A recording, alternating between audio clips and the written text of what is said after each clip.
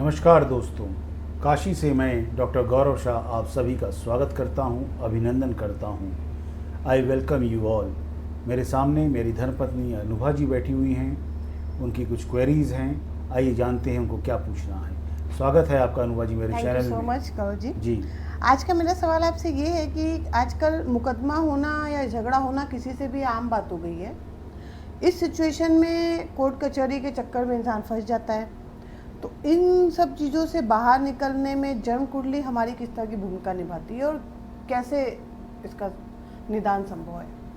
देखिए, कोर्ट कचहरी आजकल होना एक आम बात हो गई, बिल्कुल सही कहा आपने। क्योंकि चूँकि हमारे देश की पॉपुलेशन बहुत ज़्यादा है, संसाधन कम हैं, रिसोर्सेज आर रेयर, वह पॉपुलेशन इज़ ह्यूज। तो क्या होता है कि किसी भी वस्तु को लेकर आपस में हम लोग झगड़ा कर लेते हैं। कई बार फैमिली डिस्प्यूट्स आपस में हो जाते हैं, या पड़ोस के कारण हो जाता है, या पार्टनर के साथ हो जाता है। तो ये आम बात हो गई है। तो ऐसे में लोग कोर्ट की शरण लेते हैं। और जैसे कि भारत की न्यायिक प्रणाली है, बहुत लंबा केस चलता है, कई मुकदमे 20-20, 25-25 साल तक खींच जाते हैं। इतना ओवरलोडेड है कोर्ट केसेस से कि जल्दी फैसला हो नहीं पाता। तो ऐसे में जन्म कुंडली देखकर हम लोग ये अंदाज़ा लगाने की कोशिश करते हैं कि कब इनके मुकदमे का निस्तारण होगा, ये विजयी होंगे कि नहीं होंगे, और उसके लिए क्या उपाय इनको करना चाहिए। हालांकि ये बड़ा ही टेक्निकल मामला है, बड़ा ही टफ मामला है, it is not that an easy thing. लेकिन फिर भी काफ़ी हद तक इसमें हम लोग को सफलता मिलती है अगर कुंडली को ठीक से एनालाइज किया जाए तो। Thank you so much. उसी संबंधित अगर कोई कुंडली आती है तो मैं देखता हूँ। चलिए,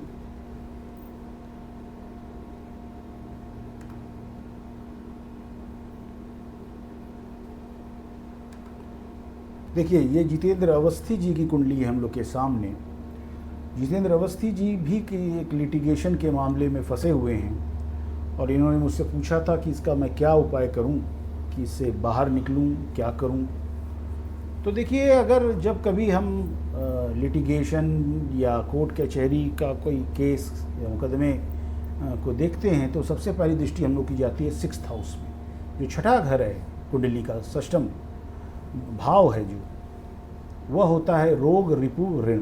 रोग यानी डिजीज, रिपु यानी शत्रु, ऋण यानी लोन या कर्ज। अब यहाँ पे देखिए, अगर हम शत्रु यानी आपके किसी से शत्रुता है, यानी आपका किसी से बन नहीं रही, तभी तो कोर्ट केस होगा। ऐसे आप पर केस कौन करेगा, या आप किसी पर क्यों करेंगे? आप में कोई मतभेद हुआ है तभी है। तो यहाँ का छठवें भाव पर अगर हम दृष्टि डालें तो देखिए, छठे भाव को कोई भी शुभ ग्रह नहीं देख रहा है और ना ही कोई अशुभ ग्रह देख रहा है, ठीक है।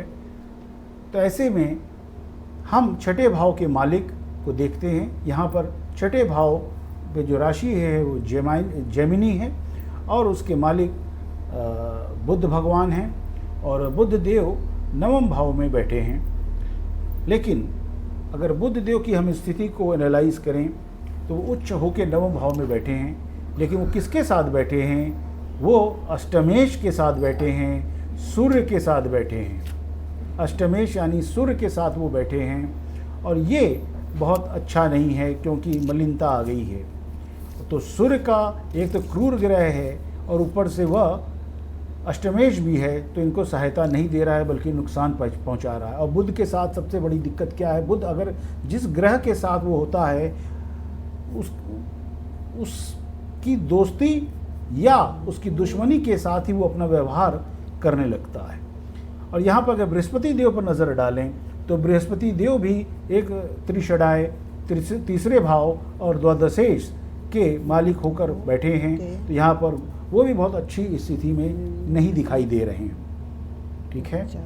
अच्छा, अगर हम देखें कि इससे ये कब निकलेंगे और इसके लिए क्या उपाय इनको करना चाहिए, तो मैं जनरली करता हूँ कि पहले देखता हूँ कि लिटिगेशन का जो 12th हाउस है, यानी 6th का जो 12th हाउस है वो 5th हाउस हुआ, वहाँ पर क्या स्थिति है। तो वहाँ पर देखिए, वहाँ पर केतु देव बैठे हैं, लेकिन उस पर गुरु की शुभ दृष्टि है। यहाँ पर भले ही गुरु बहुत अच्छी स्थिति में ना हो, लेकिन है तो नैसर्गिक शुभ ग्रह वो है, और मंगल देव की भी दृष्टि पड़ रही है, ठीक है।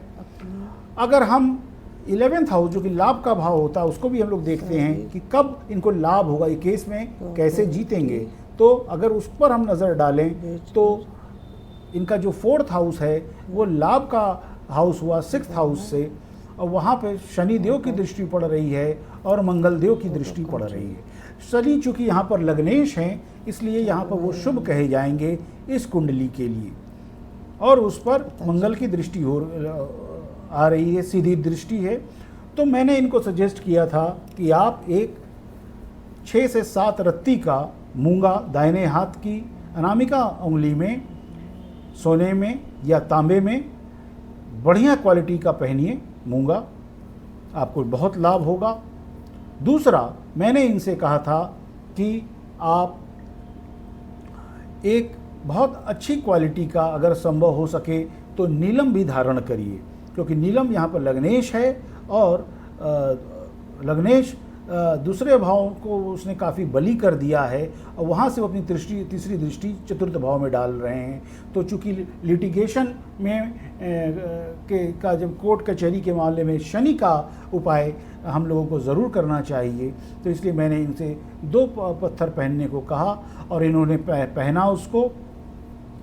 और उसके बाद मैंने इनसे कहा था कि जैसे ही बुध की दशा खत्म होगी, बुध का अंतर गुरु में इनका बुध चल रहा है, उसके बाद फैसला इनके अनुकूल आएगा। देखते हैं क्या होता है, लेकिन मुझे पूरी उम्मीद है इनको लाभ ही लाभ होगा। ये थी जितेंद्र अवस्थी जी की कुंडली। अब अपने थोड़ी बातें करें। मित्रों, एक बात अगर हम एक छोटा सा प्रयोग करके देखें, जब भी हम लिटिगेशन के मामले में फंसते हैं, मुकदमे के मामले में फंसते हैं, तो अगर आपको कोई केस या मुकदमा करना हो अपने विरोधी पक्ष की तरफ, तो कोशिश करिए शनिवार का दिन चुनिए, क्योंकि शनिवार मुकदमे के लिए, कोर्ट के लिए सबसे अच्छा दिन माना जाता है। अमूमन शनिवार को बहुत अच्छा दिन नहीं कहा जाता है किसी कार्य की शुरुआत के लिए, लेकिन कोर्ट कचहरी के मामले में शनिवार सबसे अच्छा दिन होता है। उसको उस दिन शनिवार को अगर आप कोर्ट संबंधी कोई भी कार्य करेंगे तो आपके सफलता के चांसेस काफ़ी बढ़ जाते हैं। ये बहुत छोटा सा प्रयोग है। अगर कभी भगवान न करे कोई कोर्ट कचहरी के मामले में फंसे, लेकिन अगर ऐसा होता है तो एक बार इसको ट्राई करने में कोई हर्ज नहीं है। तो आज मेरे सामने अनुभा जी आई हैं मेरे चैनल में। आपका आने के लिए बहुत बहुत धन्यवाद अनुभा जी। फिर मिलेंगे। जय हिंद, जय भारत, हर हर महादेव। हाँ, एक बात कहना मैं भूल गया कि मेरा जो भी परामर्श होता है वो पूरी तरह से निःशुल्क है। तो आप बिना संकोच के अपने date of birth, time of birth, place of birth मुझे व्हाट्सएप करिए। जहाँ तक संभव हो सकेगा मैं आपकी पूरी सहायता करने की कोशिश करूँगा।